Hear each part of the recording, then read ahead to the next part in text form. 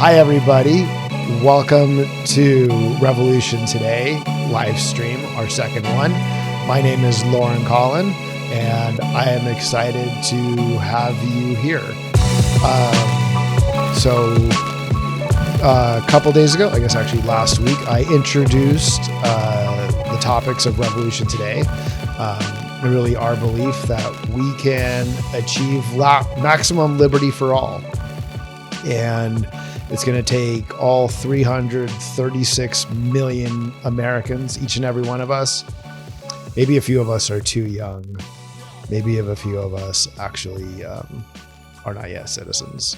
But if you are 18 years old and you are a citizen and you have the desire to make our country a place that works for you and works for all of us, and I think Revolution Today is the place for you.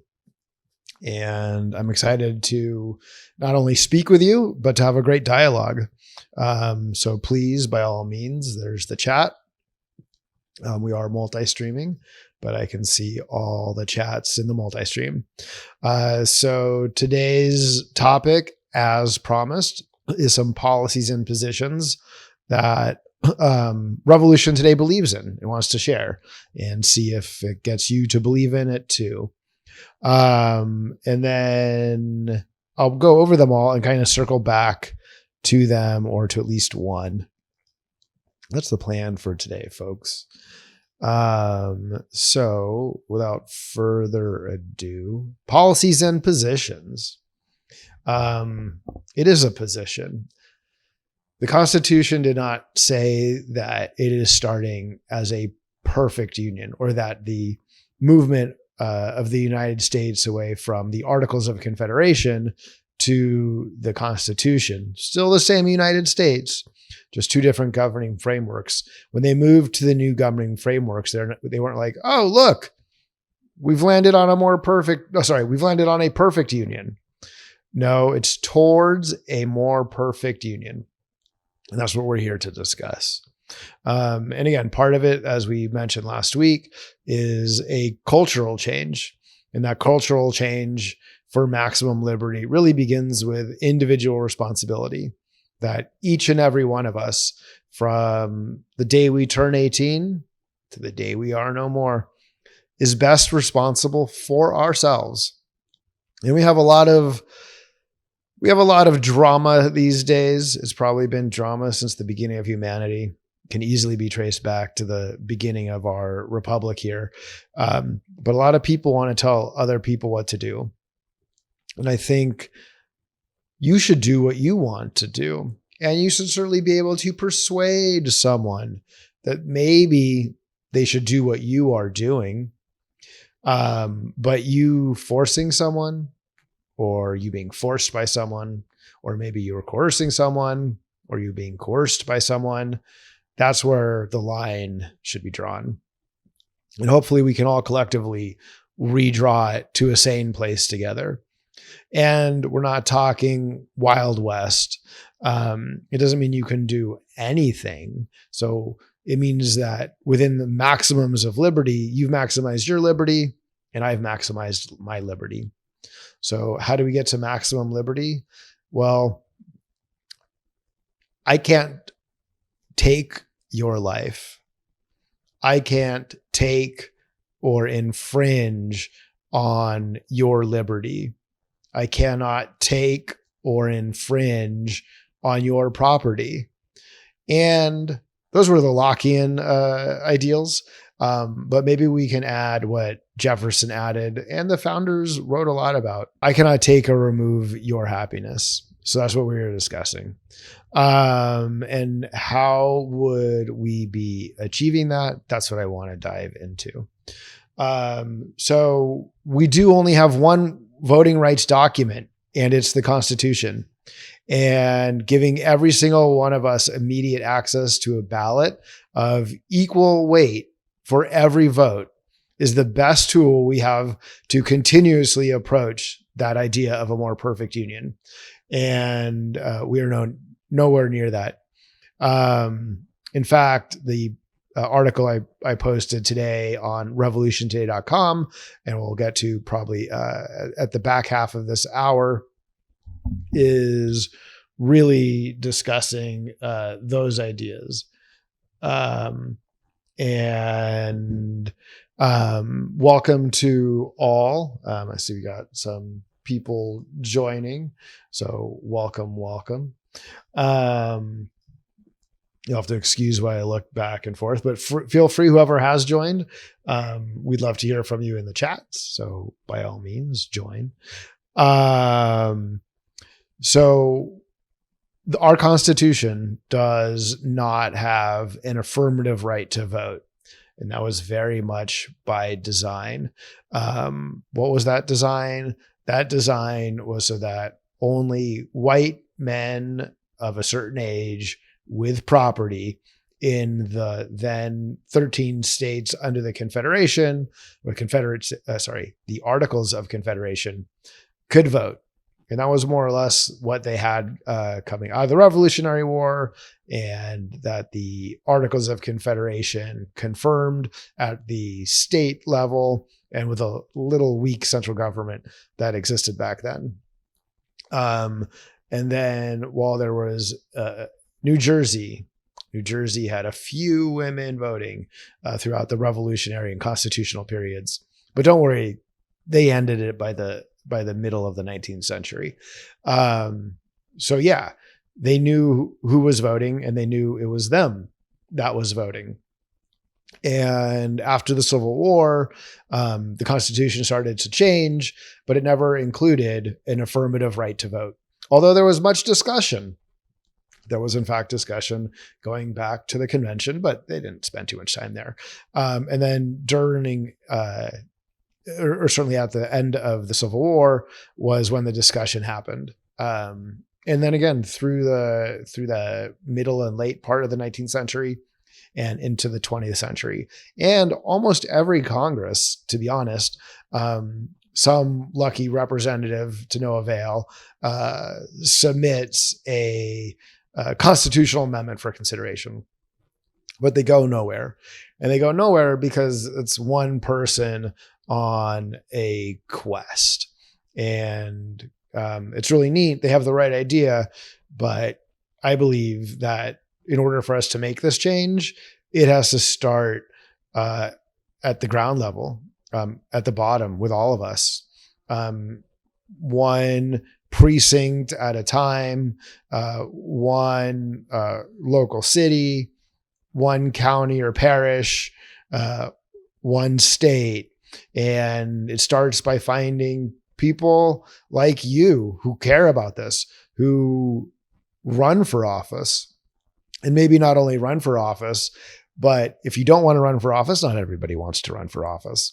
But that we hold those who are running for office to these ideals, and make them, to get our vote, promise that this is what's important to them, an affirmative right to vote, and we can create change. It's happened 27 times so far. So I certainly think we can do more of it. So again, the idea is a voting rights constitutional amendment that is clear and precise. And I had fun starting one, but again, I'm not a constitutional law expert. I'm not a writer of constitutional amendments, but why not here? Any natural born citizen or naturalized citizen that is 18 years or older on election day has the absolute right to vote in a municipal, county, local board, regional board, state, and federal election. There are no exceptions to this right to vote, including for prisoners, debtors, or any other classification of citizen. That's clear. You're a citizen. You have the right to vote in every election. And we'll come back to some details, and we'll focus on this a little more in the second hour. What else? Well, the founders talked a lot, and I don't think they were wrong, that direct democracy, where every citizen votes on every law, is probably the way to go. And the reason is, there's two reasons. One is the more common, on the face reason that the majority will overtake and punish the minority. And it's possible that you could have some super majorities that use their weight to really harm the minority view. More than likely, what would happen in a true small d democracy where every citizen votes on everything is you would have no executive, because we are the executive. You would have no legislature, because we are the legislature. Maybe you have courts, but we would just be able to overrule the courts. What's more than likely to happen is what you see today. And the things I'm promising here are not to end division, but they are to make sure that no matter how divided or united we are, that we all have a say, that every citizen has a say. So the other risk of a true small d democracy is that you have equally divided sides with a sliver in the middle that's constantly changing its mind, going back and forth on any issue of grave concern or of small concern. And now you're actually tied to this super, super tiny minority that is in fact leading everybody. So today in our constitutional republic, representative democracy, is there minority rule? Yes, because there are some issues with the Constitution. Probably the two biggest ones are the Electoral College for electing the president and the fact that states have 2 senators. Remember, it wasn't until the 17th Amendment and that was still just last century, that the states themselves elected their 2 senators. So it wasn't until early in the 1900s that the people started to vote for Senate, or their senators in each state, the 2, along with voting for their representative in the House. We still don't directly vote for the president. We vote for electors to the Electoral College. And if anything is the explanation for our 2-party system, it is most likely this Electoral College. Because in order to run for the executive, you really need the power of a party behind you. And remember, it wasn't even until the late 19th and early and even into the mid 20th century that the people of the parties through primaries elected who would be running on their ticket, right? The parties chose. And I will say this often, the parties, neither of them, or even the tiny ones, exist for us. The Democratic Party exists to sustain the Democratic Party, not to provide for the will of all American citizens. The Republican Party does not, or exists for the sake of the Republican Party. It does not exist for the will of the American people. But we have to unite to make it where they care.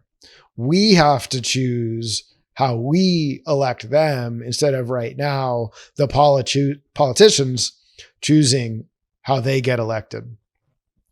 So along with this affirmative right to vote, I believe it is time to completely abolish the Electoral College in favor of majority vote for President of the United States and Vice President of the United States. And hey, like I said, it's kind of fun to be writing constitutional amendments. So I'm going to do it again.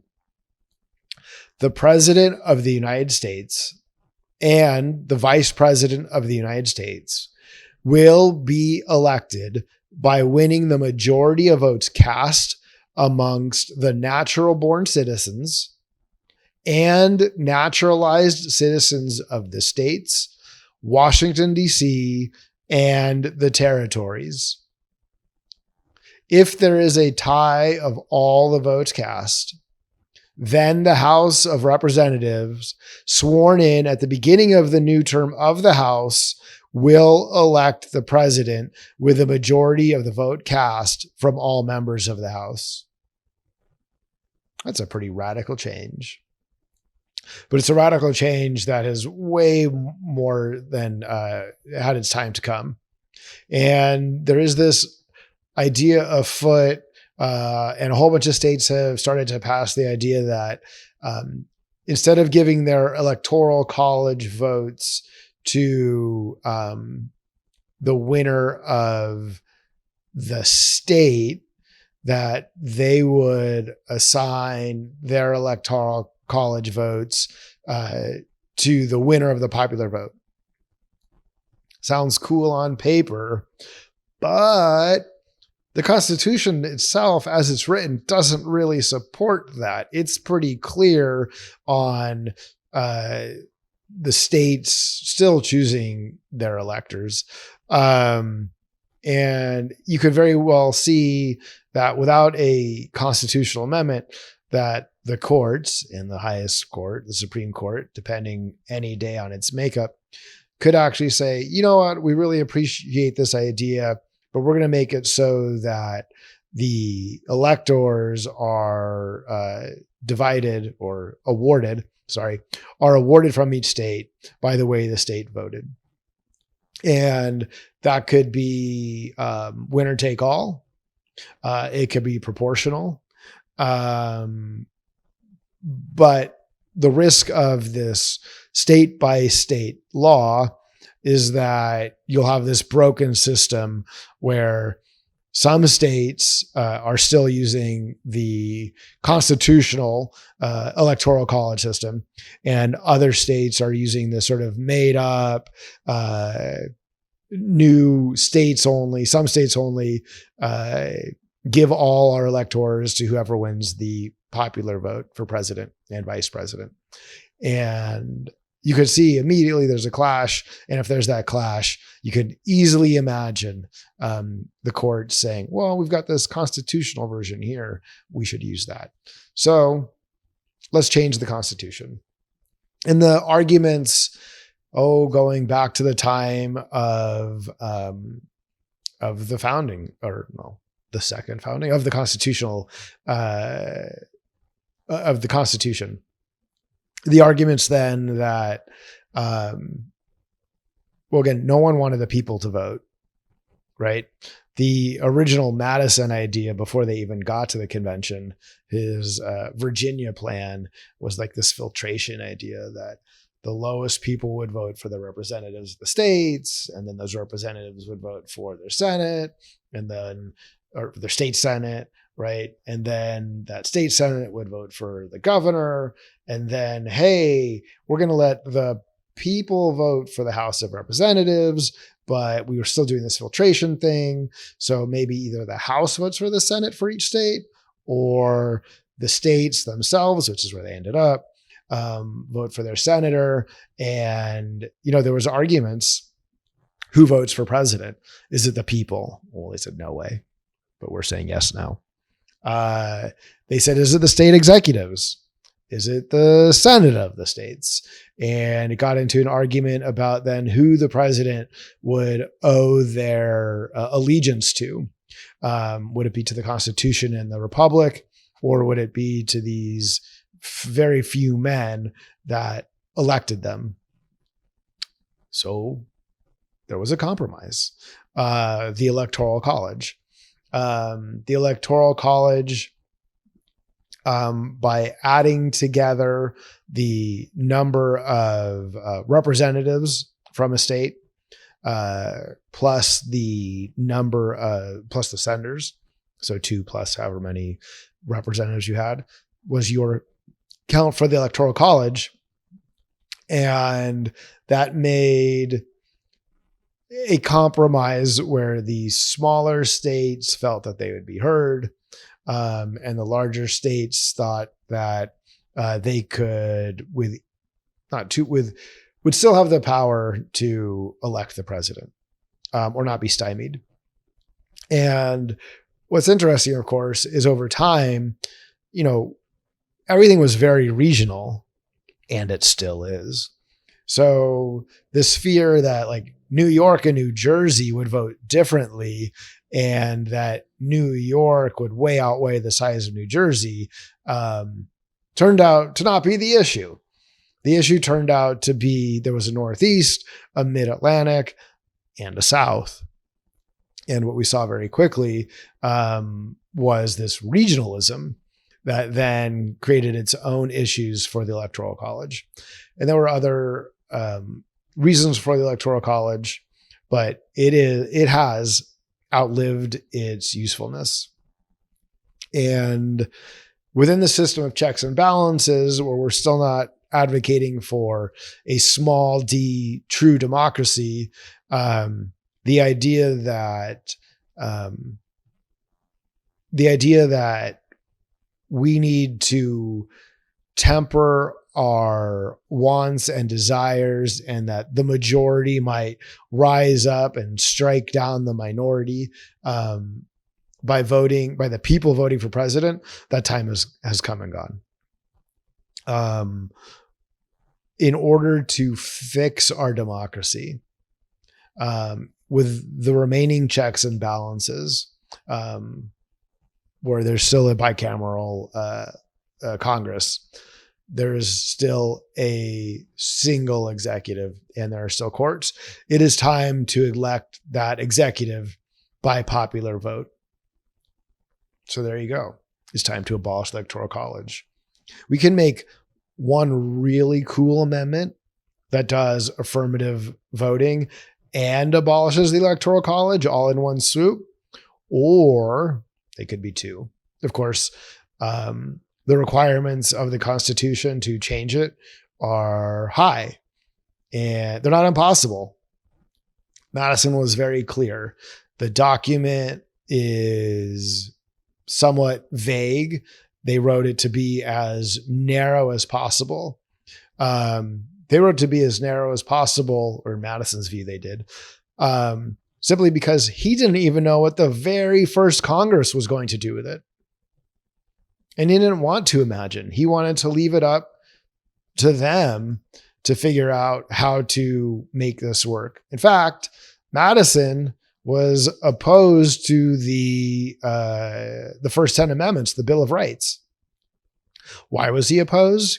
Because he was afraid that after having narrowly drawn up this document to really just say the machinations of the government would be such, this checks and balances, he was afraid that by adding a Bill of Rights, not by amending the Constitution, but by adding this very specific Bill of Rights, that the government, the federal government and the people and the states would come to this idea that these are the only rights we have.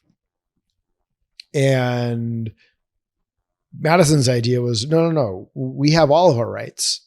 And the government should do as little as possible to trample those rights, and as much as possible to make them, to expand them and to have them be the maximum. That wasn't for everybody. It was not for slaves. It was not for women. It was not for other minorities. Although at that point, there really weren't a lot of other minorities. But Madison meant for people like him, for those with property, for those in the manufacturing class, and for those in the federal class. But now it's time for all of us. So Madison was like, oh, the Bill of Rights. But he, along with the others at the Constitutional Convention, while coming up with a very narrow document, created a document that can be changed. And Madison's point was, we will get the government we deserve. So whether we like it or not today, folks, however you feel about it, we have the government we deserve. And my argument to you is, if you want a different government, then all of us have to stand up and care. All of us.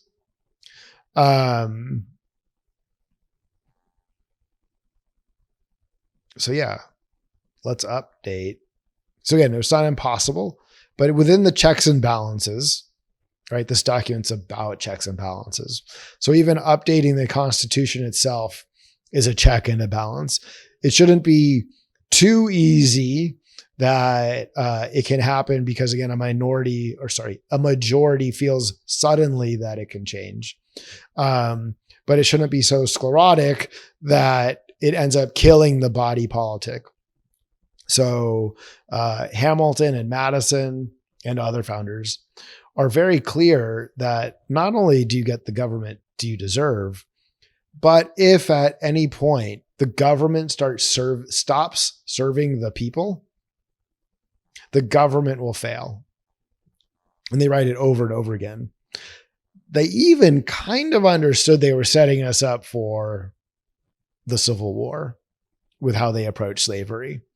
But again, their proximal issue, what they were most immediately figuring out was how to get past or how to fix the Articles of Confederation, which was its own headache. The weak central government was its own headache. So they wanted a much stronger central government, and they were willing to make compromises along the way. So we have, but they did not compromise, nor did they think it made any sense to make it so that the Constitution cannot be changed. But it is a high bar, and that high bar has been reached 27 times. And it's time to reach it again, and we can do that work. Here's a fun one, still changing the Constitution. So a little history lesson. Starting in 1790 or 1791, whatever, with the very first census, and then the first reapportionment. The original Constitution, when adopted in 1791, said what the apportionment was for the 13 states. And then they already knew that new states were coming. Kentucky, was it Vermont? What would be next? So they knew that they'd have to keep reapportioning and growing. So the Constitution's ratified. Country's already been formed. The Constitution is ratified and a census takes place, and the first Congress or the second Congress immediately reapportions the Congress. Every 10 years after that, up until 1929, there was a census. The size of the country grew immensely. It was around, with slaves, between 3.5 and 3.8 million people at the time of the Constitution, or the ratifying of the Constitution. And remember, that's 20% of them are slaves with no rights, with no humanity. It's in the document. There's apportionment after apportionment every 10 years. And within that apportionment, as Congress grows every single 10 years, from 1793 or whatever until 1929, when Congress creates the rules for how big Congress will be, they also include rules that state the districts will be drawn as normal as possible, or in as simple shape as possible. And in 1929, Congress does two things. And this is before the 1930 decennial survey. So this is to stop in 1931 Congress from growing. And the two things the 1929 Congress did was it established the number of representatives in the House would be fixed at 435. And they had a great reason for this. They couldn't fit any more people into the building. Well, at that time, there was about 130 million Americans. We are now not even 130 years later. Sorry, not even 100 years later. And we are at 335 million, approaching 340 million. So one of the things, I'm not sure if by constitutional amendment, but we'll talk about in a second, is increasing the size of the House. But the other thing that 1929 law did was it actually dropped the language about having the shapes of the districts be somewhat sane and somewhat normal and somewhat consistent. And then we got gerrymandering, which was Mr. Gerrymander from, I believe, Cleveland, Ohio. And in the 1930s, people in different states, might have even been Ohio, sued and saying, this is illegal. And the court said it used to be illegal, but Congress removed this language from the laws, so it is no longer illegal. And I don't think we can trust Congress to do that. Again, not only do the parties exist for their own power, but those ones who get into Congress exist to keep their power. And this isn't me just like, ooh, what is he talking about? Again, the political philosophy of our own founders said this. It's one of the reasons that they made it hard to update the Constitution, because they knew that if you were constantly updating it, those who are writing it, kind of like they were the ones who wrote it, would make it for their best interest and not the best interest of the people. So that's why there's such a high bar. But if we are going to give ourselves our sacred right of affirmative right to vote, if we are going to get rid of this weird compromise that was the Electoral College, we might as well go all the way. And we should add an anti-gerrymandering constitutional amendment. Something like, each apportioned district of a state shall be drawn in a rectangular fashion to include no more than 4 sides, and shall be apportioned to encompass an equal number of citizens of all residents, including natural-born citizens, naturalized citizens, non-citizen residents, and unregistered residents, as determined by the decennial census. I like that. Now, I know there's people who are going to say, how are we going to count non-citizen residents and unregistered residents? Maybe the first year, okay. Natural born citizens, you were born here, you're a citizen. Naturalized citizens, you have done the work to become a citizen. Of course, we're going to count you.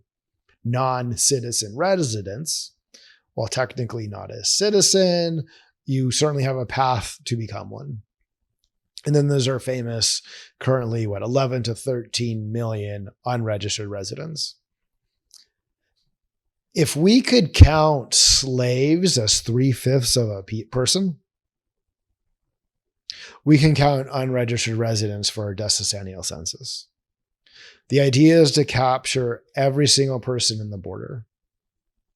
So we're going to count them all. We're going to count every single person who is here when the census happens. And we're going to apportion the districts by where those people are.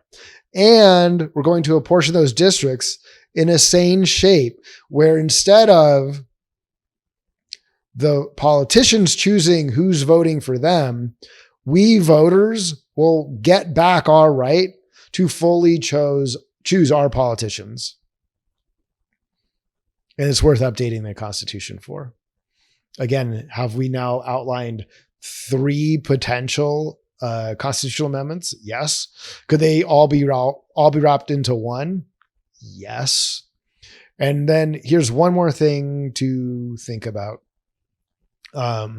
Certainly the most anti-democratic institution is the U.S. Senate. It was made slightly better by us being able to vote, or us, the people, being able to vote for our senators. But the fact that it's still 2 senators per state grossly gives the small states way too much weight. And it's it's one thing to have the majority rule without checks and balances. Again, that would be small d democracy. We have a constitutional republic with lots of checks and balances. But having the minority rule the majority is just as reprehensible as having a majority in a small d democracy run amok over the minority. So, what can we do with the Senate? A lot of people talk about increasing the size of the Senate to be more representational. So more along the lines of the House. I actually don't like that. I think it should be more like the modern House of Lords of the United Kingdom, Great Britain, whatever they call it, England. Where, again, well, those people aren't necessarily elected. Some are elected. A lot still inherit. Our Senate is not a peerage. But I believe we could do more work on the Constitution, or we can actually, we can just change what the Senate's job is. And instead of requiring the Senate to also affirmatively pass legislation, right now, both chambers need to pass the identical bill. And if the bill is not identical, they need to work to make it identical and then pass it. So it's identical with 50 plus 1, right? Anything that's a 50-50 split in either house is a loss. So I think we should change the Senate, not add seats to the Senate, not create another representational body based on population, but the Senate should just be a veto. And it should be a really high threshold. So if something like 3/4 of the Senate vetoes the House, then the bill doesn't go to the president. Right? So think about still checks and balances, but a much more democratic, sensible version of checks and balances, where the states still have their say, and those 2 senators still are their say. I do believe the federal republic means the states are independent bodies. They are their own factories of democratic innovation. They do have a say of how the federal government works. And I think the Senate can and still should be that. But it shouldn't be a body that stops the will of the people, especially when it is a minority body and a body that gives much too much power to tiny states and a minority of the population. So again, how do we fix this? Well, there's multiple ways, but I think the best way is to keep 2 senators. We, the people of each state, keep electing our 2 senators, but the Senate does not vote affirmatively for a bill to go to the president, but instead the Senate can veto with 3/4 of a vote a bill from the House going to the president to sign. And when a president vetoes a bill, maybe then it goes back to both houses, and both houses have to pass it with their 2/3 majority. And that's what overrides the presidential veto. I'm cool with that. And this is a time for big ideas, not just for my big ideas, which I don't think are too crazy, but other big ideas. I want to hear what your big ideas are. Tell me, let me know. I'm really excited. Of course, what the Senate could do today and any day is end the filibuster, which is not in the Constitution. They made it up on their own. The filibuster has changed tens, if not hundreds of times, maybe not 100 times, tens of times, right? It used to be literally a standing filibuster.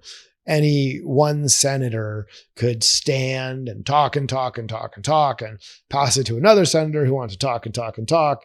But once everyone was exhausted, a vote would happen. It is a modern late 20th century invention of the requirement to have 60 votes for any piece of legislation to move forward in the Senate just to get a 50-50 vote or an up and down vote. So of course the Senate could make itself more democratic today. And again, we the people, as Madison would say, are getting the government we deserve. We are electing people to the Senate that keep that doctrine, the 60 vote threshold, to vote up or down in the Senate. It's a ridiculous concept of a filibuster. So we, again, if you don't want, we're not getting rid of the parties, but we can make sure the people who are running and get our votes in a primary for each party, any party, says, when I win, I am a guaranteed vote to end the 60 vote threshold filibuster. If they want the old talking filibuster till they all drop dead, go for it. But the filibuster, any concept of the filibuster, is actually, there's nothing in the Constitution about it. It's the Senate deciding that it wanted to give itself more power. So again, today, can the Senate fix itself and help America, help the United States? Yes. Should we demand it? Absolutely. Is there more work that can be done to help strengthen our democracy and fix this most anti-democratic institution? Yes. And I'm looking forward to talking about the ideas I've presented, talking about the ideas that others have presented that I've mentioned, and hearing ideas that maybe no one's ever said out loud, but it's time to hear them all. So I mentioned earlier, in 1929, the Congress fixed the number of representatives of the House at 435.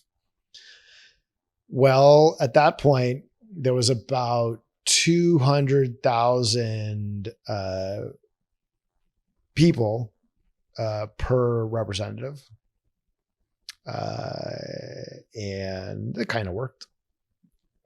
The population has added 200 million people since then. We now have one representative for every 760,000 people. Maybe it's 750,000. The point is, we are not well represented anymore in the people's house. And the only thing stopping us is because they're saying they can't fit more people inside. Ridiculous. It might not be time to go to 8,000 members, which is what it would take to have the same representation of representatives for the number of citizens at the time of the ratifying of the Constitution. But in order to have the same percent or the same number of people being represented by any single representative as they had in 1929 would mean roughly tripling the size of the House. And so I propose, by law, not by constitutional amendment, that the House of Representatives reforms itself and we elect people to that House and to the Senate and to the presidency who will see to it that the House increases its membership from 435 members to 1,305 members. And then the regular apportionment happens. Each state still gets the number of districts based on its population as the percentage of the whole of the country. But if you do that, plus you kill gerrymandering, all of a sudden, we the people get our House back. The founders are really clear about how powerful the House was supposed to be and how really it was supposed to be our voice. The states got the Senate. The states kind of got the president. But we, the people, get the House. And it does not work today. I mean, literally today, it does not work. And it's so bad. Again, we have this idea that there's two parties. To call the Republican Party one party is a joke on its face. There is a minority party of faction that simply, just because they say they're on team R, they're obviously not.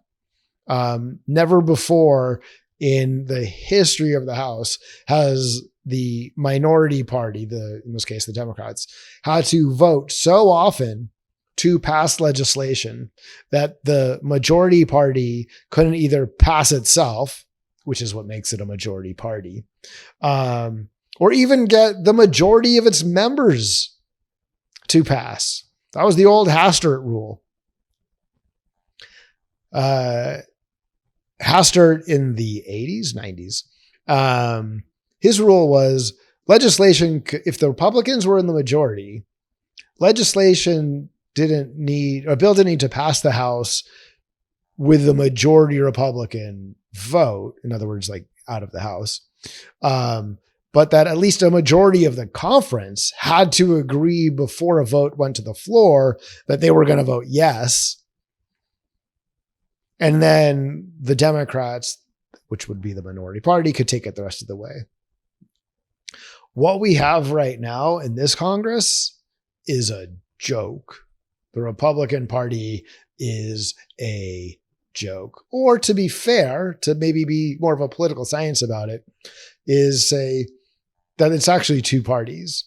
There's a small, tiny rump of anywhere from 8 to 13 representatives that are simply their own faction, that they call themselves Republicans and use that power of that party machine to get themselves elected, but they're just using the power of that machine. They're not really part of that party. So again, a way to combat it, increase the size of the House. So to me, the two biggest ways to dilute the power of the parties, to make it so that the Democratic Party is at least responsive to us, to make it so that the Republican Party is at least responsive to us, or to make it so that there truly can be other parties. I'm just not sure if it's ever going to happen. But in order to even make it possible, we have to reform the system. And to me, the two biggest reforms are ending the Electoral College and tripling the size of the House. And again, I'm very excited to have this conversation with all of you over and over and over again until we make change. I want you to get excited.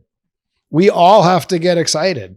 And I know only 20% of us get excited about this on a daily basis, and that's okay. But I want to engage the other 80%, the 60 to 65% that only get civic minded, the couple weeks before the election. Better late than never.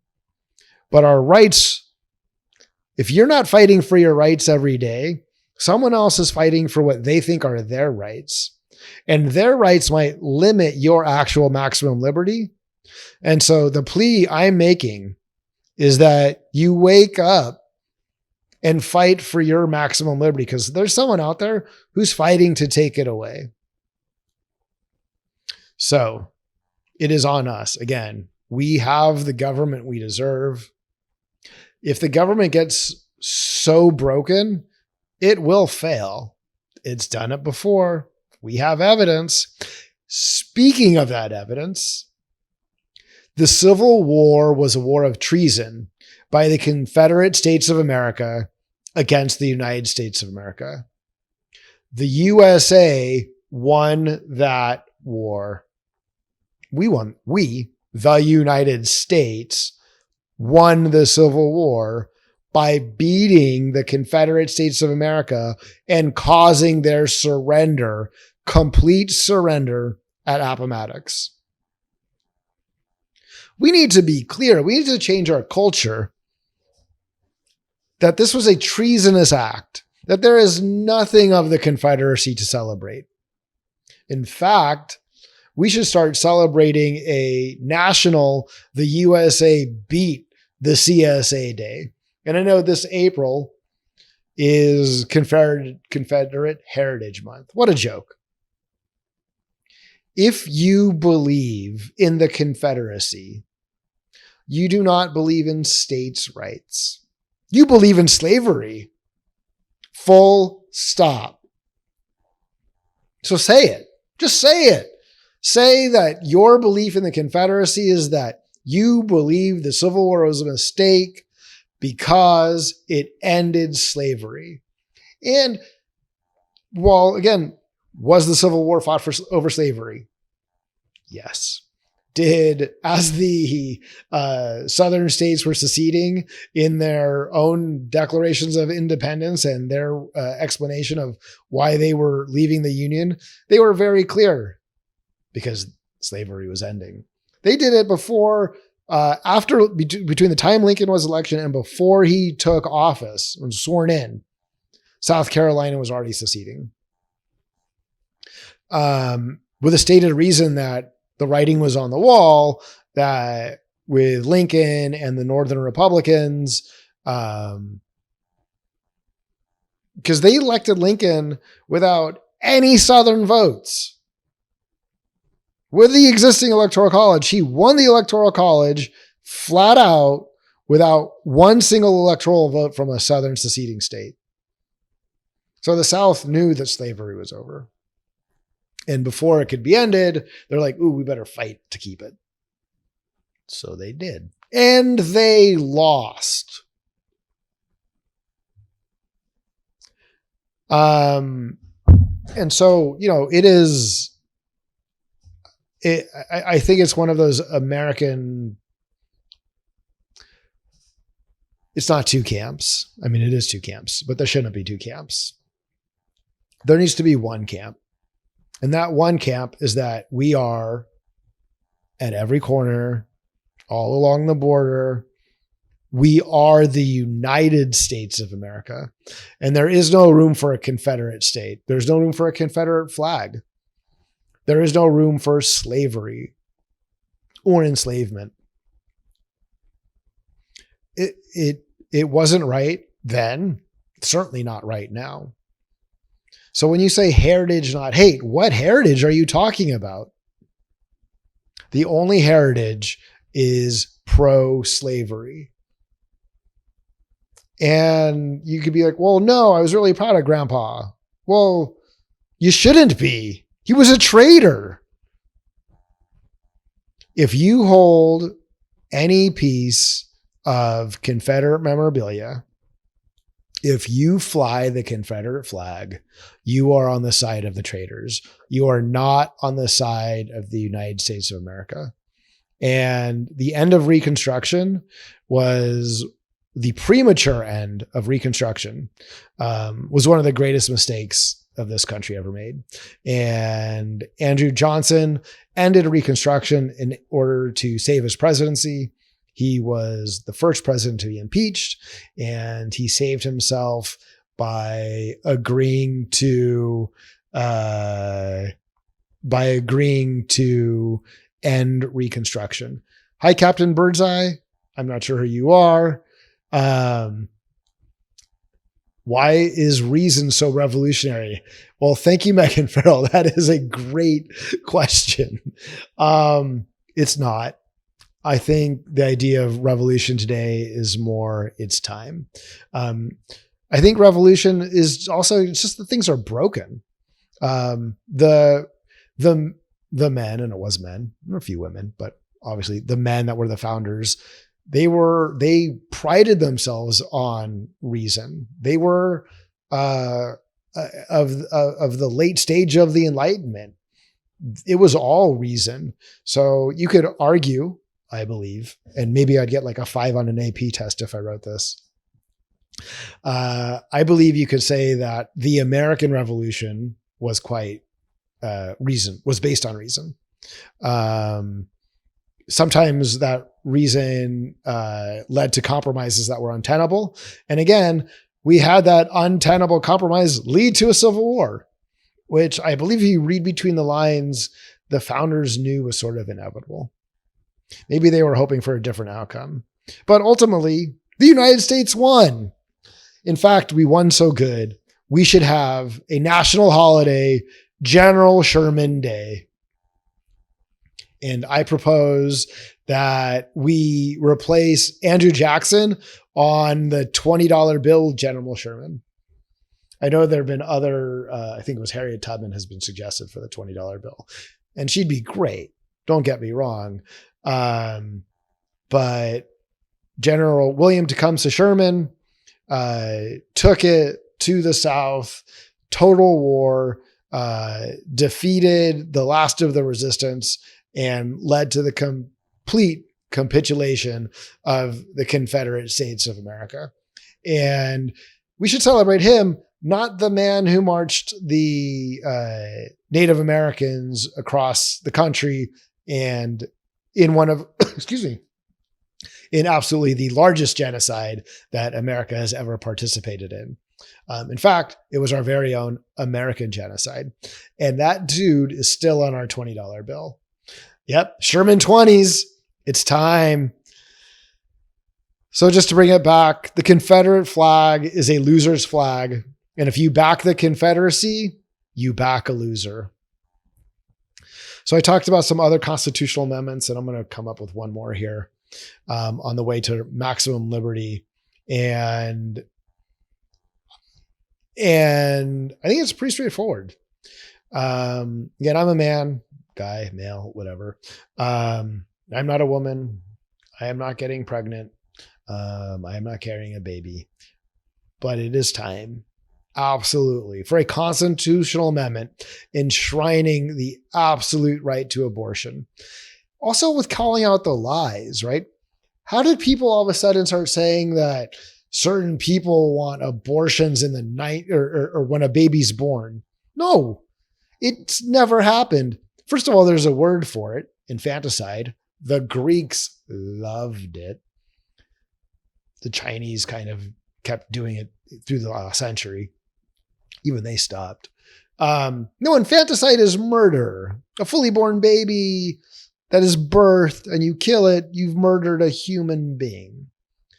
At later stages, when a baby is fully viable, maybe there's a discussion. But up until that point, from zygote to you can't live outside of the body that is making you, you're not a human being.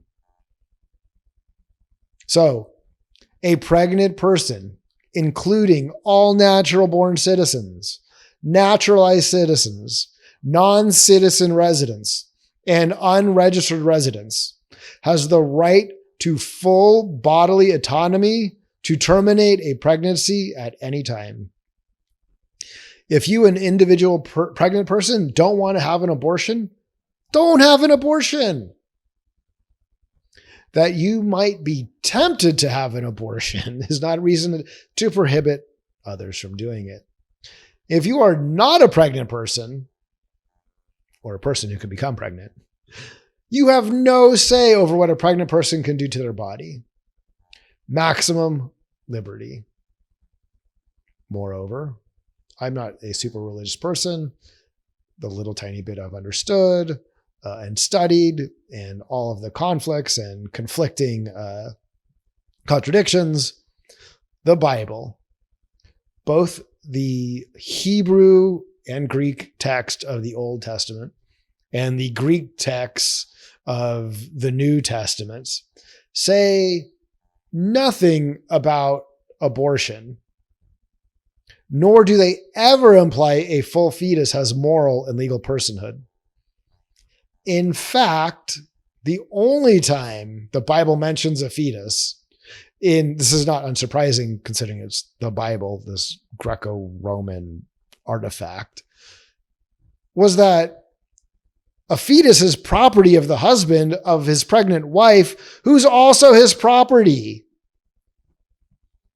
Again, we're living with this one Western idea for the last few thousand years of other humans having other humans as property, whether it was slaves, whether it was their wives, or whether it was children. It's time to get past that. It's time to, the whiteboard right now is in my head. Thank you, Ryan Graber, for joining on YouTube. I will get a whiteboard soon. Sometimes the problem with me writing on whiteboards is my left-handed writing is not the easiest to see. But maybe the audience out there can remind me who the good doctor was that was on local TV in Los Angeles, who invented writing on the whiteboard before that Fox guy did it. But maybe one day in the future, there'll be a whiteboard or a digital whiteboard. They have those now. So thank you for joining, Ryan Graber. I appreciate it there on YouTube. What else? I'm going to skip over taxes and I'm going to jump to criminal justice and police reform. So this is back really to the idea of maximum liberty for all of us, for each and every one of us, every single citizen. There is no moral justification to prohibit an adult their inalienable liberty from doing as they see fit. In fact, it is actually immoral and an act against the individual and humanity to prohibit individual liberty that does not violate another's right to life, liberty, property, and happiness. So this was the idea that I started with at the top of the live stream and soon to be a podcast. If you do violate, or what is the line? The line's an easy one, that you cannot violate another's life, liberty, property, and happiness. At that point, it's time to have moral outrage for the perpetrator of those violations. And they need to face I want to say strong penalties in proportion to the crime they did. Because right now we have penalties not only out of line with the crime, but penalties that actually cost the rest of society way outside of what the crime cost. So let's talk about how to fix that.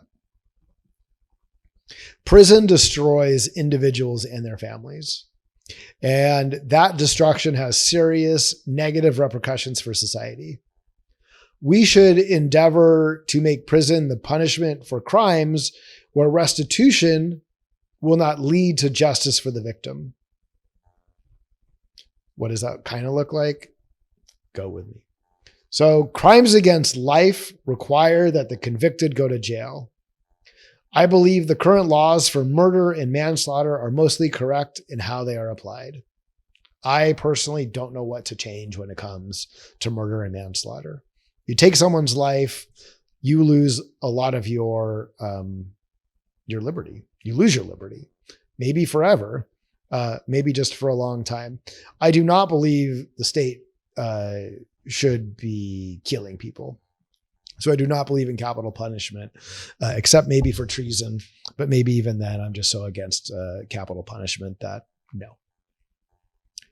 But again, you murder someone, premeditated, you plan it, you execute it, you're caught, you're convicted. I don't think you should ever get out. You are driving recklessly when you're drunk. You smash someone, you kill them. You should go away for a while, but maybe not forever. But I'm almost open to actually having this discussion. Maybe it is forever. Maybe a life is a life. Maybe it's that simple. Crimes against liberty probably require some time in jail, maybe a lot, but also a large component of restitution. So crimes against liberty are, again, more slippery slope than life, which is obvious. Either you've killed someone or you haven't. Crimes against property are clear. Either you've stolen it or destroyed it or you haven't. But crimes against liberty are that middle, right? Threatening someone, kidnapping someone, raping someone, beating them up short of killing them. These are crimes against liberty, right? You have taken away, the perpetrator has taken away the victim's full idea of their self, their safety, their security. It's possible that once that safety and security has been violated, the person, the victim, will never be whole because they will never get back their full security and safety. But they might get close. And it's possible that straight up restitution, paying for the crime, pay the perpetrator, the convict, paying the victim for their crime, get a job, might be the best way, along with some jail time, might be the best way to deal with crimes against liberty. And this would be in line with, the idea of maximum liberty and a healthy society that would offer the criminal a chance at redemption and help the criminal's family, aid society, and ultimately, hopefully, because this is what matters. Well, I don't know if it matters the most.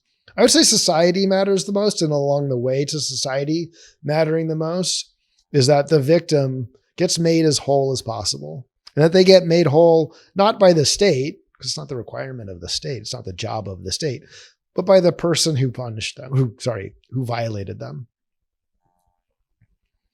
So I'm really excited to have these conversations.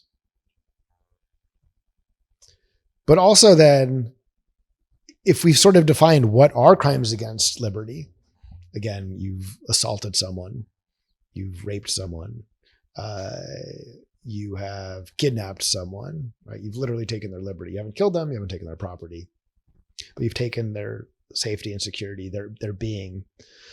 Well, what are not crimes against liberty? That's easy. Vice laws and prohibition. Vice laws and prohibition have shown themselves to never work in the history of humankind, unless you want to fill up prisons. So what is not a crime against liberty? It is all vice laws and prohibitions that restrict the liberty of an individual.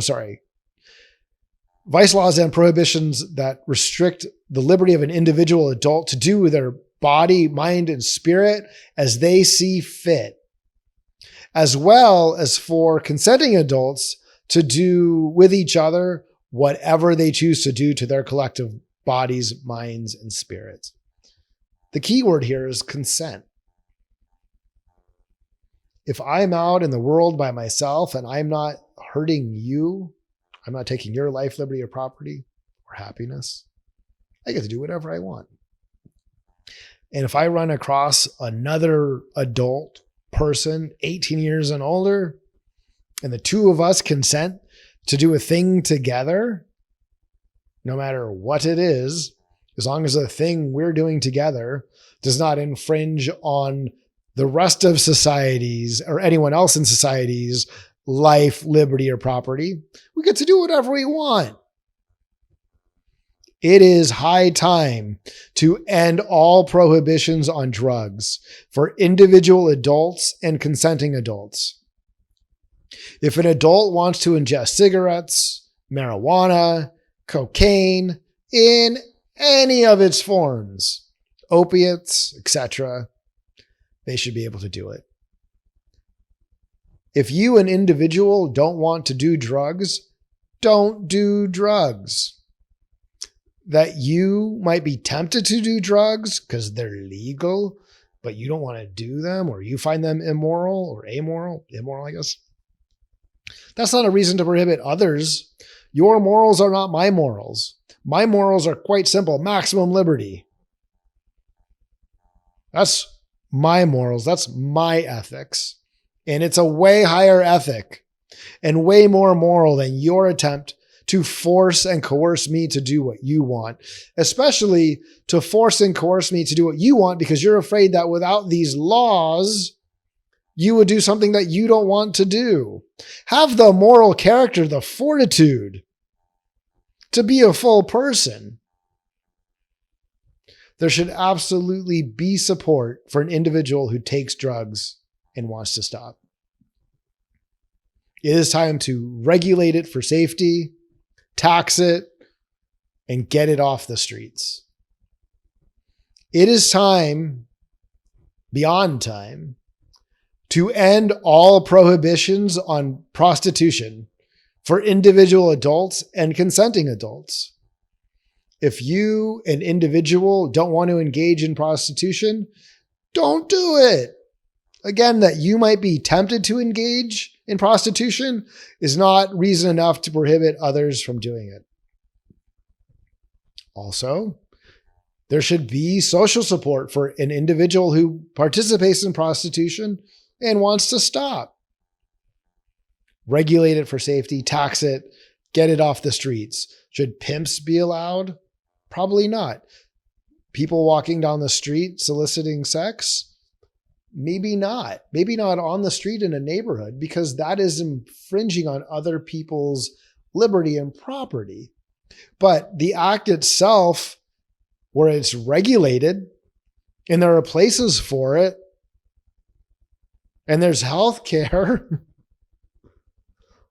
it is time to end the prohibitions against prostitution. It is time to regulate it for safety, tax it, and get it off the streets. This one, next one, oddly kind of falls under First Amendment, so it's not so egregious today, but still worth saying. It is time to end all prohibitions on pornography for adults and consenting adults. If you, an individual, don't want to engage in pornography, don't do it. That you might be tempted to engage in pornography is not reason enough to prohibit others from the same. There should be social support for individuals who participate in pornography and want to stop, whether they're in front of the camera or watching. One more time, regulate it, tax it, and get it off the streets. And as I said, it's a little weird because it basically is sort of legal already because of the First Amendment, because it is a way of it is speech. So continuing down the list of vice laws. And again, most of these laws didn't exist until after the end of the Civil War, because all of a sudden there were all these free black men and we needed ways to round them up and put them in prison, because the 13th Amendment, of course, outlaws slavery except for prison. Hey, who knew? So basically all of these vice laws start coming up after the Civil War as a way to punish minorities and poor people. Don't worry, white poor people, these laws are here to punish you too. If you're white and you have money, not so much. Hence, for maximum liberty for all of us, it is time to end all prohibitions on loitering for individuals and consenting adults. If you, an individual, don't want to loiter, don't. That you might be tempted to loiter is not reason enough to outlaw it. Here's a fun one. I never thought I'd be writing this, but once you start thinking about, well, what the laws are, what the vice laws are, and what maximum liberty really means, you come up with end all prohibitions on polygamy for individual adults and consenting adults. Marriage, for better or worse, is not a religious contract. It can be, but for our civil society, for the society of laws, it's simply a contract. And as we said at the beginning, for maximum liberty, contracts between one or more persons can come into effect as long as all the people consent. So if you yourself, an individual, don't want to engage in polygamy, don't do it. More power to you. That you might be tempted to engage in polygamy is not reason enough to prohibit others from the same. I think historically people are like, well, polygamy is because a husband has many wives. No. In maximum liberty, a wife might have many husbands. Sounds like a much bigger headache than necessary, but maximum liberty for all. And we'll talk about it later, but there should absolutely be social and legal support for divorcing and for ending the marriage contract, whether it's between only two people or multitudes. And that divorce should be an equal divorce. And we'll come across that in a second. We're coming towards the end of our vices. End all prohibitions on gambling for individual adults and consenting adults. You, an individual, don't want to gamble? Don't do it. You might be tempted to engage in gambling is not reason enough to prohibit others from doing the same. And there should absolutely be social support for an individual who participates in gambling and wants to stop. Again, this one's, even when I wrote it not too long ago, the Supreme Court had not yet ruled that, in fact, gambling really at all levels is legal. But again, where it's not, or where there's gray area, it's just time to regulate it, tax it, and get it off the streets. My next fun topic. It is time that we guarantee every American healthcare. In our current system, we pay the most and have absolutely horrible outcomes compared to other wealthy countries. And when you combine these two facts, we actually have the worst dollar for dollar outcomes of any country in the world. This is literally the definition of stupid. And going forward, again, this is sort of the big introduction. This is the second live stream, second podcast. We're just kind of going over all of these little ideas, big ideas that I've had for policies and positions. And over time here, we're going to deep dive into each. So we'll come back with some health system facts when we talk about this more. But tying healthcare to employment for approximately 40% of the population shackles the people to their jobs for healthcare. And that's not the purpose of a job, let me tell you. Also, employers don't want to pay employee healthcare. It's not what their bottom line, it doesn't help their bottom line. And sure, for maybe some of the largest giant companies, it's a nice perk. And if they want to offer some perks, that's cool. But those perks are not what tie us to our job. That's why it's called a perk. 100% of us, every person in this country, whether they were born here or came here after they were born, but they're here, deserves a level of free healthcare. Now, what can that be? And I'm very excited to have these discussions. I believe personally, we would be better off with automatic universal health coverage and supplemental private insurance. So that's more along the lines of Germany. Not single payer or single provider like Great Britain and Canada. Those systems, while having much better outcomes than us, than the United States in our public-private trillion-dollar system, do not have as good outcomes as the countries more like Germany that have automatic universal health coverage and supplemental private insurance. And I admit, when I get to this discussion, this is the part that gets way, way beyond what I know. And that's why I need you, the policy wonks, the think tanks, the academics, the industry experts, the doctors, the medical groups, the insurance companies. How would you do comprehensive automatic universal health coverage plus supplemental private insurance? And in that discussion, what's the role of the federal government? What's the role of the state governments? What's the role of the supplemental private insurers? Who would determine what's covered under the universal health coverage? Who would determine what's covered under the supplemental private insurance? What part of the federal budget and state budgets would go to the universal health coverage? And how would we raise the taxes on this? And so I skipped taxes earlier, but we're going to come back to have a whole discussion on taxes. But maybe it's time for a federal consumption use tax. Maybe that's time for the only tax. I mean, I know we have an amendment that allows,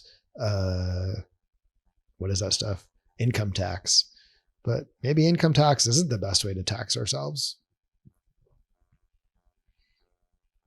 So there's lots of really fun policy stuff.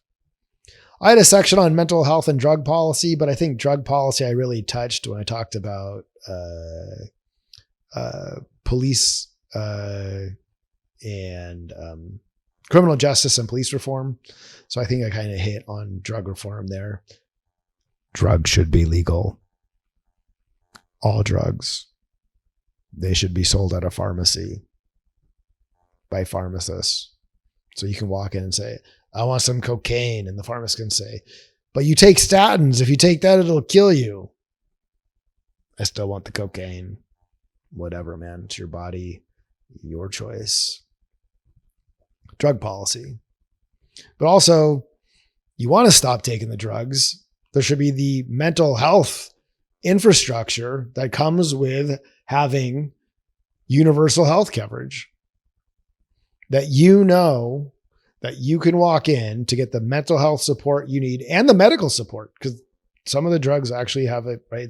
It's a medical, mental, or physical and mental issue. To get the medical and mental health care that you need to set your life on whatever direction you want to send. Talk later about divorce. It's a topic I know a little bit about. So I want to end a couple other policies and positions. Student loans. Do you know that student loans are the only debt that cannot be discharged in bankruptcy court? What? Well, that's silly. Well, there's your fix. Does the federal government need to forgive loans? I'm not so sure. And again, it's a discussion I'm totally willing to have. I certainly don't think it's unfair, especially as you hear the stories of people who started with 20 years ago, $100,000 in debt, have paid $120,000 and still have $70,000 of debt to work off. Something's broken. I have an easy way to fix it. Allow student loan debt to be discharged like any debt in bankruptcy. That simple. And finally, unions. I myself have never been in a union. It's just not the work I've done or the type of work I've done. I have friends in unions, especially here in Los Angeles. It's a company town. Hollywood is very much a union way of life. The city of Los Angeles, I guess you could say, is also a company town. Unions are very much a way of life here.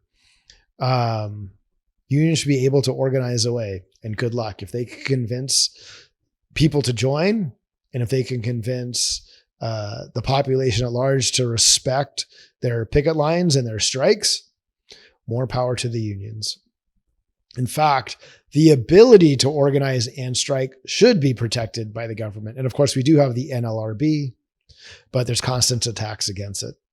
And again, we the people should understand that we the people get our power from organizing ourselves. And the government should protect that in every way, including for unions.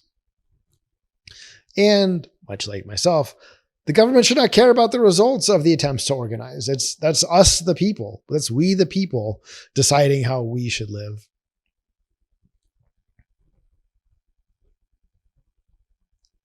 So that touches on a whole bunch of good stuff.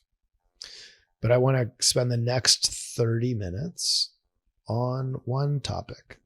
And it was the topic I posted about today, what we discussed here a little bit earlier, which is the affirmative right to vote. It is one of our great American myths that every citizen has the right to vote. The myth has a veneer of truth, of course. The states cannot deny the right to vote to any U.S. citizen on account of race, sex, or age beyond the 18-year minimum, other than people convicted of a crime if the state so chooses. And there are no competency tests such as literacy or English proficiency. However, underneath the veneer of this long-held myth, though there are lots of barriers, the voter must register with the state and say, I want to vote. Some states have voter ID laws. That might not be the worst thing, but the way it's set up, it is definitely a block. Many states ban felons currently serving a prison sentence, and even those who have completed their time from the vote. Citizen's a citizen, I'm sorry to say, and should be able to vote at all times.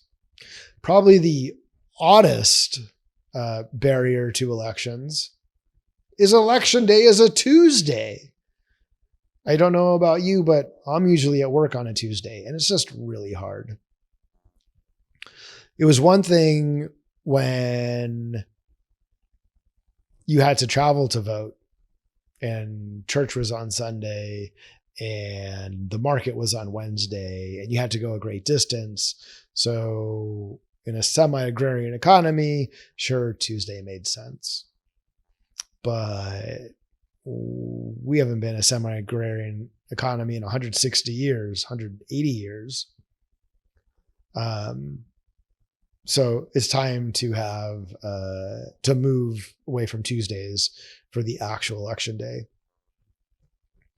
And how did our super special democratic representative constitutional republic come to be without an affirmative right to vote?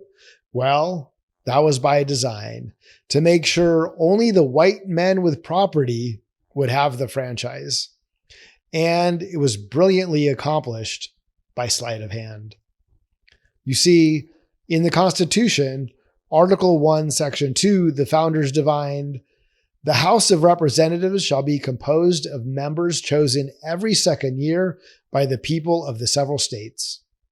And the electors in each state shall have the qualifications requisite for electors of the most numerous branch of the state legislature. And don't worry, as we said about an hour or so ago, the founders never thought we'd be voting for senators or electors to the Electoral College to choose the president. Those rights were reserved to the state legislatures and state executives. At the time of the writing and ratifying of the Constitution, the not so dirty little secret was that in 12 of the 13 United States under the Articles of Confederation, only white males over a certain age that could prove they had a certain amount of money, who are propertied, either through land or could prove that they had a certain amount of money, could vote. During this period, New Jersey, nominally, allowed women to vote, and there were a few elections in New York that showed women had cast votes. In other words, the founders knew they were limiting the franchise for the people's house to the only humans they thought of as full people, other white men with property. And what's absent in the Constitution itself, Alexander Hamilton makes clear in multiple essays of the Federalist Papers that the architects of the Constitution only expected the propertied, the manufacturer, and the professional classes to be able to vote for the House of Representatives. Hamilton even goes on to say that the only people who should run for office at local, state, and federal level are those who come from the propertied, manufacturer, and professional classes. Although, because he is such a big thinker, he's like, it's possible that every once in a while, some person from the lower class might get elected, but don't worry about it. It's only going to be the exception. Whew. By the way, after 1800, the New York voter rolls showed no more elections where women had cast votes. And by 1844, New Jersey cleared things up by updating their state constitution to allow only men to vote. But what about the 15th, 17th, 19th, 24th, and 26th Amendments? Well, let's talk about them. Amendments 15, 19, and 26 do not provide an affirmative right to vote to all citizens. They simply say that the states cannot discriminate the franchise based on race, color, or previous condition of servitude on account of sex, or a count of age once a citizen turns 18. Because you can't discriminate, but it also doesn't mean we can't find a way to make it hard for you to vote. The 17th Amendment allows voters to choose their senators. Woohoo! And the 24th Amendment abolishes poll taxes and the withholding of the franchise from anyone owing other taxes. So these are all good steps, but they leave a lot of room for chicanery by the states and interested parties to continue to make it hard for citizens, especially certain classes of citizens, to vote. That's why we have to go register to vote. That's why there's those voter ID laws. That's why there's the voting on Tuesdays. That's why there's disenfranchising felons. Additionally, the courts, especially conservative jurists, and I don't know, jurists I think is a bad word, reactionary jurists, those who pretend to believe in maximum liberty, but only want it for themselves. They are fond of ignoring the clear language in the 15th, 19th, and 26th Amendments that Congress shall have the power to enforce those articles by appropriate legislation, which is why we see the current court stripping the Voting Rights Act of its power and finding insane ways based on states' rights and readings of the 10th Amendment that just aren't in the 15th, 19th, and 26th Amendments, which very clearly say Congress shall have the power to enforce these articles. So let's make a Congress that will stand up to the courts and write as much new legislation as possible to enforce the 15th, 19th, and 26th Amendments. Or better yet, let's change the Constitution. So how do we, the people, guarantee that we choose our representatives at the ballot box instead of our representatives choosing their voters before the election? Well, we start a movement, a revolution today at the local and state levels that work to become a national demand to amend the Constitution with an affirmative right to vote. So I'll repeat my earlier crack at the start of a constitutional amendment. Any natural born citizen or naturalized citizen that is 18 years or older on election day has the absolute right to vote in a municipal, county, local board, regional board, state, and federal election. There are no exceptions to this right to vote, including for prisoners, former prisoners, debtors, or any other classification of citizen. It's pretty bare bones, but it starts to get the idea across.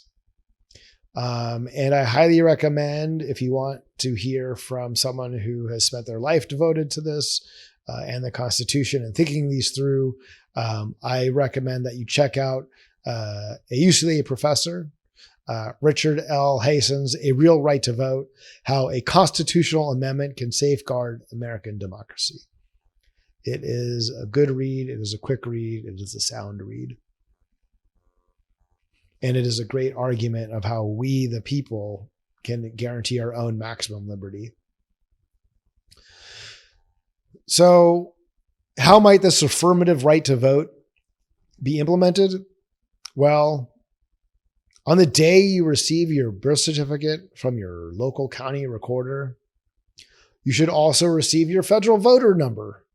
Ooh, databases.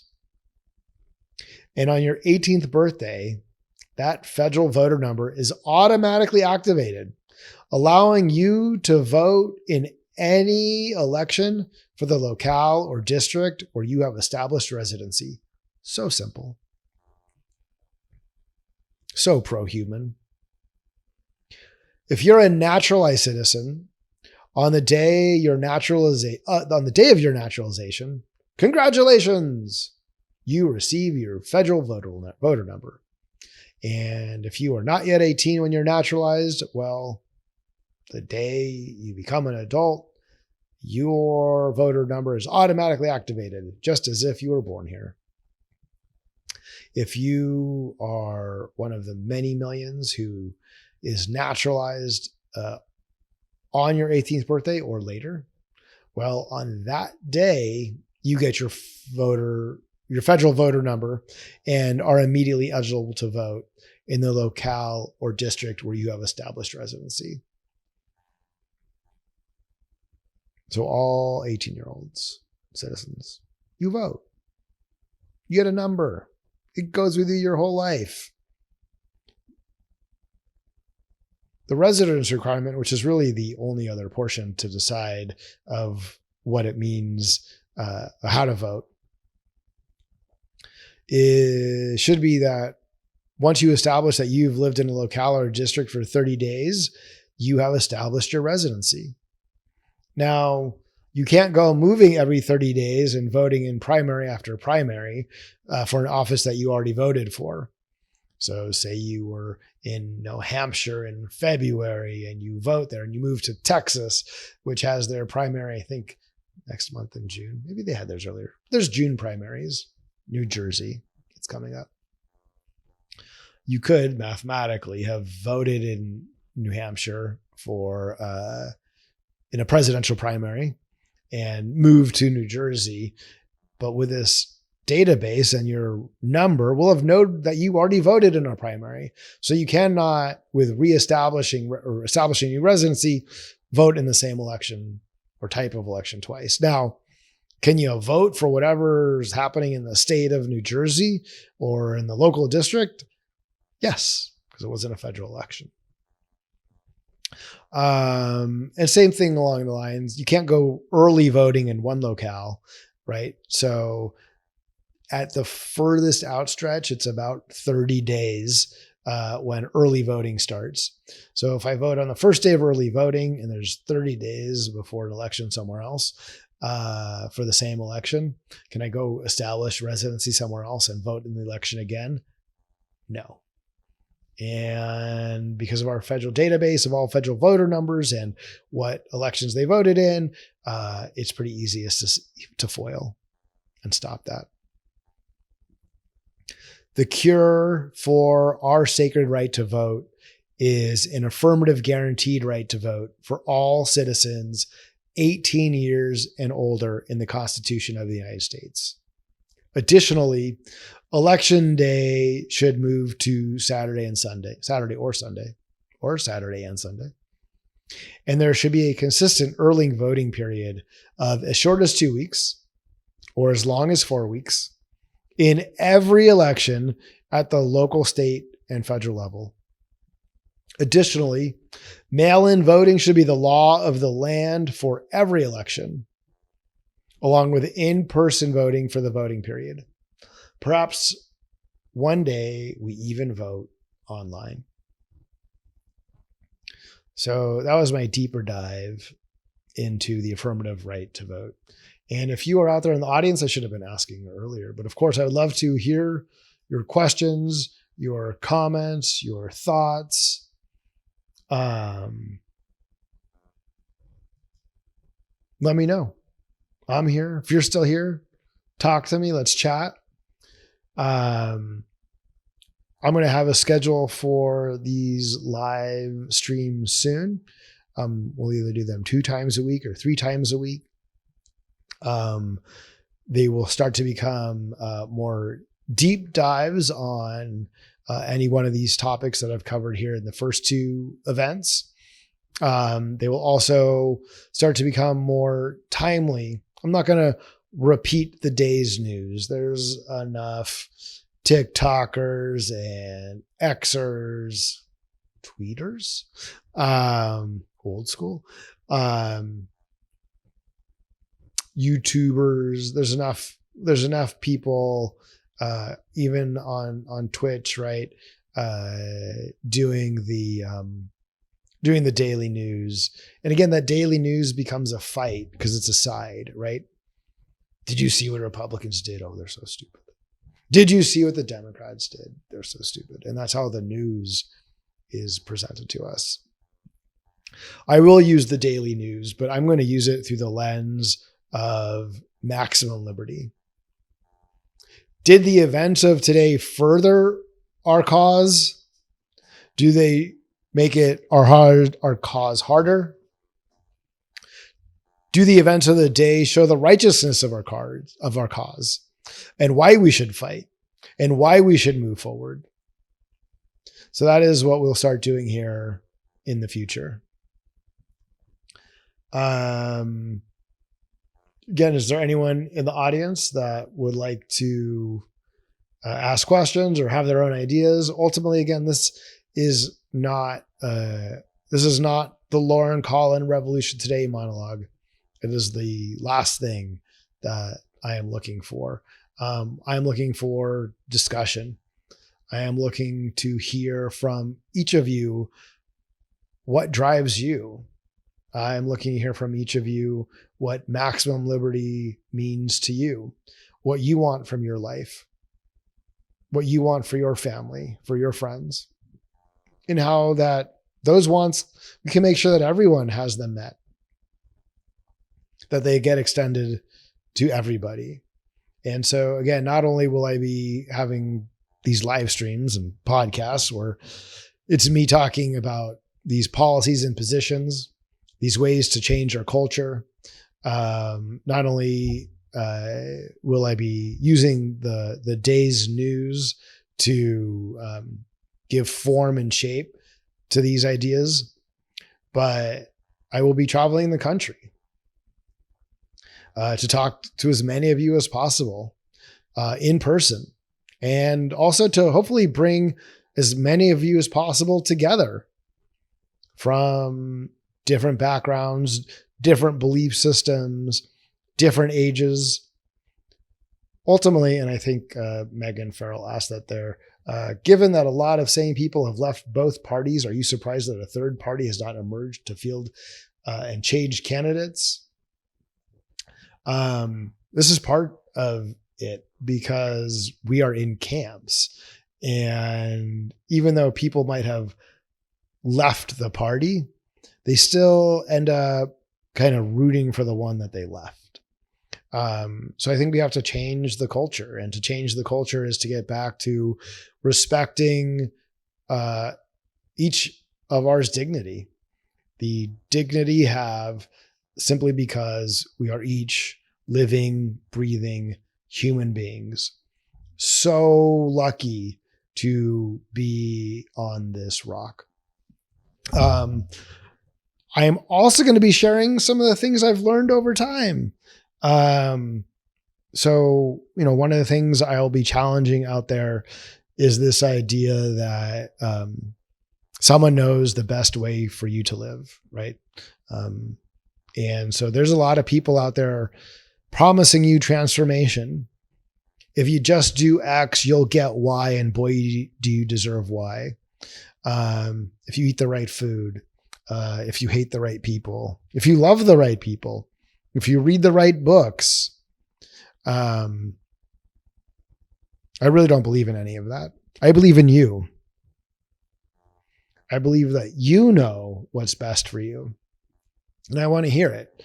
But again, short of coercing and short of forcing, there should be a long road for persuasion. And so I have fun little things I've picked up over my life that, from getting a good night's sleep to working in an office, to cooking, that I'm very excited to share with you. And to bring humor. It's been a pretty serious, nearly 4 hours of doing this. But I think humor is one of our great human abilities. And I'm looking forward to laughing with all of you. Speaking of laughing with all of you, one of the things I promise is to not laugh at you. And that's kind of what I was saying a few minutes ago about how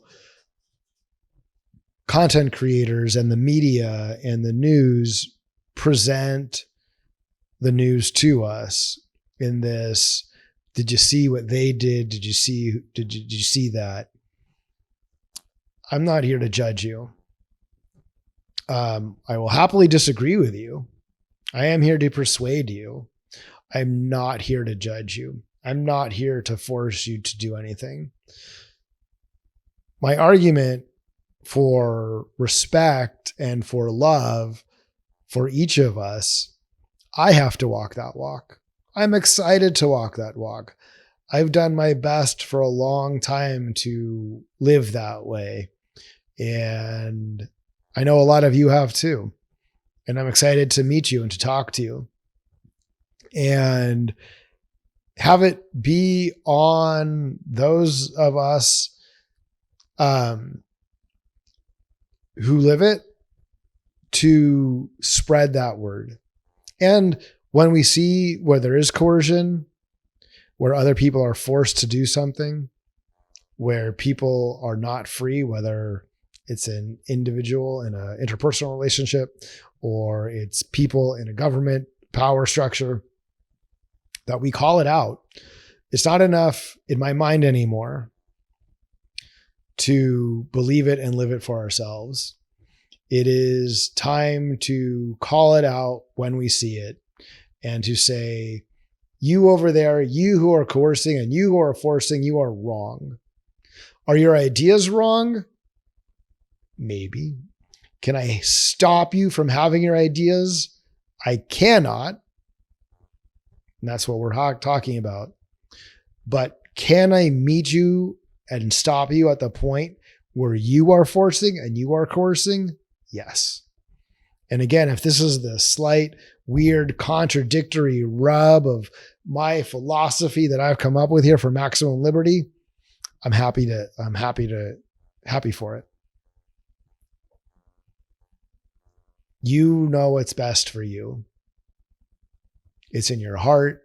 It's in your mind. It's in everything that makes up you. And we all deserve a world. And again, when I say all, I do mean all billions of us on the planet. But this conversation is only for the 336 million of us within the borders of the United States of America. I believe that you have the power to make your life whatever you want it to be, no matter where you came from. And believe me, everyone's starting at a different place. Everyone's going to end at a different place. But we all deserve to have a world that supports us finding out, a world that supports us succeeding, a world that supports us failing, a world that allows us to live and to learn. I am not the same person I was a decade ago or 20 years ago. And I'm very fortunate, and I realize my fortune. In fact, this was a conversation that came up yesterday at dinner with my uncle when I was explaining this to him. He's like, Lauren, maximum liberty. I mean, is there something that you feel you have not been able to do in your life? I said, nope, but I'm a white guy. No one's really getting in my way, telling me I can't do anything. But I know that my partner has had roadblocks. I know that if things stay the way they are, my daughter is going to have roadblocks. I have plenty of friends of different backgrounds, people of color, immigrants who came here legally, immigrants who came here not so legally. Right? They deserve the exact same thing that I have. And so that's what I'm saying, said a few minutes earlier.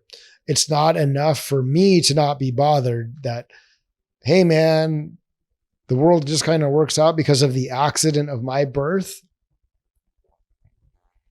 The accident of my birth should not be the only determinant in my life. And the accident of your birth should not be the only determinant in your life. So let's make a country where we can each explore who we are. And again, whether you believe in God or not, whether you believe in nature, or just the fact that we're all a happy accident. We are here. This is it. This is your one shot. This is your one chance. There's no reason to be angry. There's no reason to have hate. Why have an enemy? You only have so much energy in your body. You should use it to make yourself the best you can.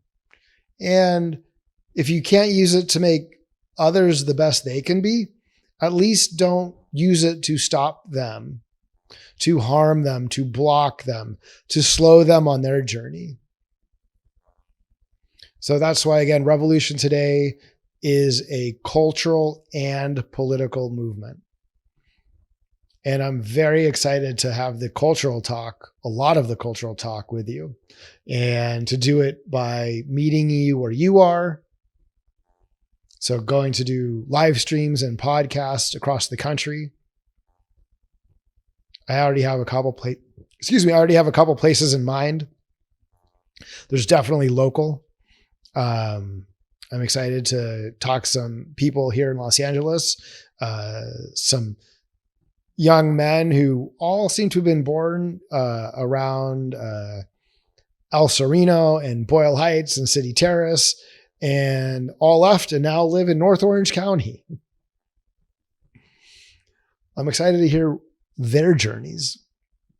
I've had the opportunity to meet some young women from South Los Angeles who are performers, and I'm excited to connect with them and bring them here and hear their stories and share them with you. I want to go back to Jenks, Oklahoma. Why Jenks? I think I shared this on the last podcast. Jenks is where I went when my then wife and I needed to escape from my ex-mother-in-law for a few hours before we left Tulsa, Oklahoma. So we drove on the other side of the Arkansas River to Jenks. And I remember crossing the river on a bridge, and the first thing on the right was a small bar, saloon, and then some like farming stuff on the other side, and pulling up and sitting down and ordering 5 Bud Lights for $2.50 in a bucket with ice. And of course, everybody in that bar knew everybody in that bar. And when I walked in there with my ex, who also grew up in a small town outside of Tulsa, she went to school in Tulsa, but grew up outside in a small town, wasn't from Jenks. And they definitely knew I wasn't from Jenks. Boy, did I get a look. And I made that order, and the bartender, she says, "You're not from around here." I said, "Nope." "Where are you from?" "I'm from Los Angeles." And the next words out of her mouth were, "Are you here to make fun of us?" I was like, "Nope. I'm here to get away from my mother-in-law. I'm here to drink." I want to go back there. I'm not sure if that same bartender will be there, but I want to talk to the people in that bar. I want to talk to them why they feel that someone would be there to make fun of them, or why they feel left behind. But ultimately, my goal in this travels is to connect all of us Americans together, to recognize that it does not matter where you are from. We are all true Americans. Your small town is no more true America than my greatest city on earth. I'm proud of Los Angeles. I love Los Angeles. in Southern California, from where I am born and bred and have lived my whole life. But I'm fortunate that I've traveled lots of the country and lots of the world, but I'm dedicating myself here to continue to travel the country, to meet you, to hear your stories, to hear what you want from your life and how we can all work together, that you get what you want and the person next to you gets what they want. And we can do it in a manner that respects the life, liberty, property, and happiness of each of us. And I am excited to have had these 2 hours on today's live stream of Revolution Today. And we'll be back, I believe, on Thursday. And like I said, on Thursday, I'll start to mix in additional, these topics along with some versions of the day's news and how it sort of gives a lens to these topics. And I will start to share some more of my own personal anecdotes on life. And most importantly, I hope to hear from you on all of those topics as well. So with that, ladies and gentlemen, I did not do my production earlier, so I'm going to get my background all ready to go for a clean outro. United States of America, fellow citizens, non-citizens, all of you Americans, good night. Have a wonderful end to your Tuesday. Sleep well. And when you wake up tomorrow, Wednesday, know that that is the blessing.